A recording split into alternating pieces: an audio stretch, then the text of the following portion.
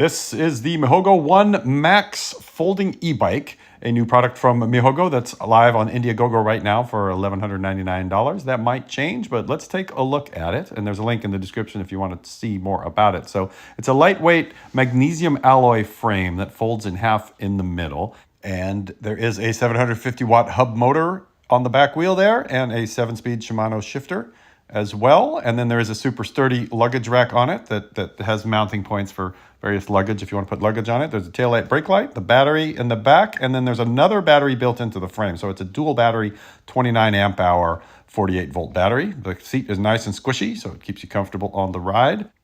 And you can see the middle of the bike is a big giant hinge with a latch that keeps it shut. And it even has folding pedals if you want to lay it down flat. That makes it a few inches shorter if you lay it down on its side. And up front, you've got Kenda street tires. These are great tires, way better than the knobbies you get on some of these bikes. It's got adjustable damping and a lockout on the left and spring tension on the right on the hydraulic fork.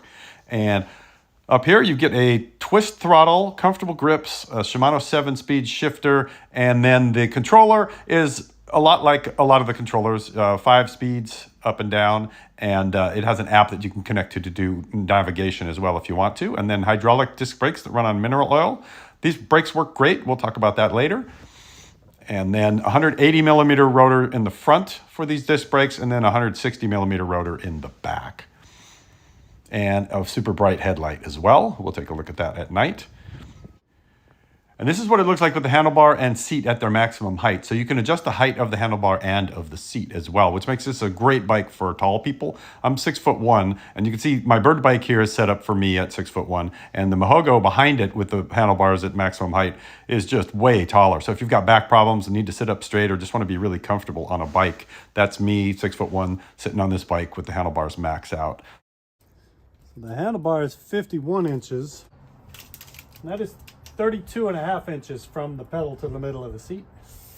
Now, the most expensive Mihogo 1 bike has a torque sensor in the pedals. So depending on how hard you push the pedals is how much assistance you get. I'll go into that in detail a little bit later. And I also recommend that if this catches your interest, definitely go to their website and read all of the details about the bike that they've put on there. I've put some of the screenshots here just in case I've missed anything, because I'm sure I've missed some things. But there's a lot of tech built into this bike, and they explain it better than I do. So I'd recommend checking their site out. If you want to fold it up and put it in the back of the Prius, you can see it folds up and lays flat in the back of my car with the seats still up. So I can still have a full set of passengers in there, and it fits comfortably behind the passengers. And then if you want it to be lighter, I believe it's 65 pounds if you take the batteries out, and then the batteries are another like 15 pounds or thereabouts. So folds up pretty easy, folds down equally easy. And this is unedited, first time ever, this kid taking the bike out of the car and showing you just how fast you can get it set up after it's been folded in half. And this is acceleration with no pedaling at the highest pedal assist level, which is number 5. So you can see how quickly it takes off here. I think it's comparable to other bikes, maybe better than some of them. And the top speed, it's set at 27 miles an hour from the factory. And this is pedal assist 5, acceleration from 0 to 28 miles an hour, pedaling as hard as I can and shifting gears. So you can see you can really take off quick with this thing if you help it out with your legs. There we go, we're already there. And each pedal assist mode has different top speeds. So 1 is 9 miles an hour. 2 is 13 miles an hour. 3 is 18 miles an hour. 4 is 22 miles an hour. And then 5 is 27 miles an hour. Now, I've never had a bike with a torque sensor before, and I really like it. I really like everything about the way this bike works. So I've got it in the highest mode, in mode 5, and you can see how sensitive the throttle is. Like, I can really just creep along with the throttle. A lot of cheaper e-bikes are like an on-off switch, and they're real jerky. But this one, the throttle is really nuanced, and you can go as quick or as slow as you want and really control the bike really well. And you can see here, even though I'm in pedal assist 5, if I'm just barely pedaling, I can go slow, or if I'm just barely throttling, I can go slow. So, you know, on some bikes, it's just trying to reach maximum speed all the time. But on this one, you can see if I pedal gently and don't give it a lot of torque, even though I'm in mode 5, it still keeps me creeping along at like 12, 13 miles an hour. instead of zipping all the way up to 28 miles an hour like a lot of other bikes do. So you can really just leave it in mode 5 and control the pace and the speed with your legs if you want to get a little exercise, and not have to be shifting up and down between modes.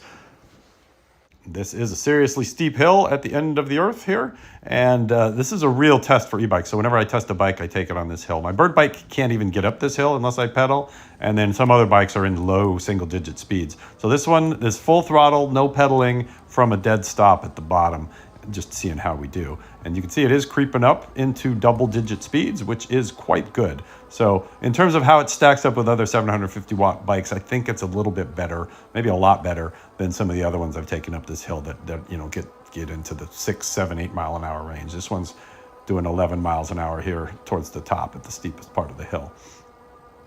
And we're not going to stop. We're going to take it all the way to the top just to see if anything overheats or dies, or if it complains, or if it slows down. And this bike is consistent. You can see we're still in double-digit speeds once we hit the top of the hill, so that's a pass. And overall, this bike handles great, works great. Everything just feels right. The brakes, don't make a lot of noise, and they haul it down real quick. And if we're zooming down the hill here in the high 20 mile an hour speeds, and I crank into a right turn, let's see if I die. Nope, it goes around a corner real nice. Those tires, again, those street tires are awesome.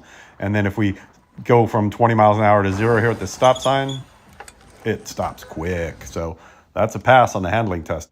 Here's what the hub motor sounds like when it's running.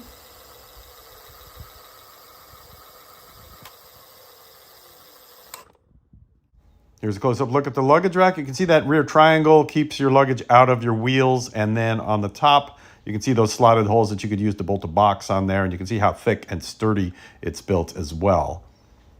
Mihogo does make saddlebags for this bike, but they didn't send me any. So these are the old saddlebags off of my motorcycle. So you can see you can use motorcycle luggage on it. It's about the same size as a motorcycle, and it works great. And there are a couple of bolt holes up at the front that probably could be used to hold a basket on as well.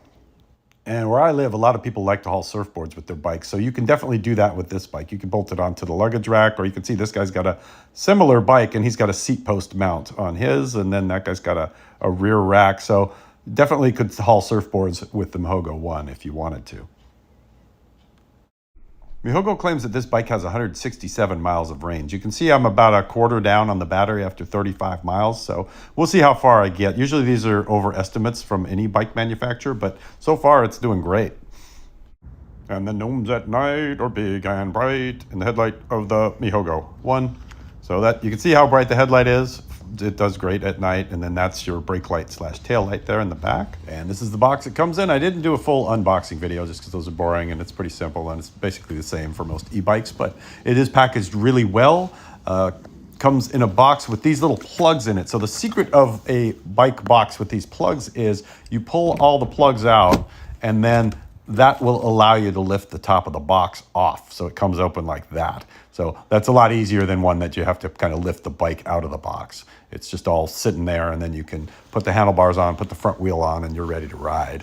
So there's a look at it. So you can see the handlebars are well protected, and you just pop them off, turn them sideways, and bolt them on. Like that. That comes up, and then there's 4 bolts on top. You just take those 4 bolts out, 1, 2, 3, 4, put the handlebar in, and clamp them back down, and you get some tools there, and some pedals, and a charger, and then you are ready to ride. So my overall impression is this is a really great deal for the price. If it's $1,200 for a bike that does everything as well as this bike does, and has longer range than most e-bikes that even cost twice as much. And where I live, and probably where you live, where anybody lives, there's always a place where everybody wants to go and hang out at the same time. Like in this case, it's the beach. And on one of these bikes, you can just zip past traffic. You can park wherever you want. You can really just get around town way better than a person who's stuck in a car. So it feels safe. It feels quick. The brakes work great. It handles great. You can see that guy tried to run over me there a second ago, and I was able to swerve. So everything about this bike is really, really good. I'm happy with it, and I really like it. And there's a link in the description if you want to learn more about it. Like I said, I recommend watching the video that they made about the bike and reading all of the tech specs on just how special this thing is and what kind of tech it has that other bikes may not have.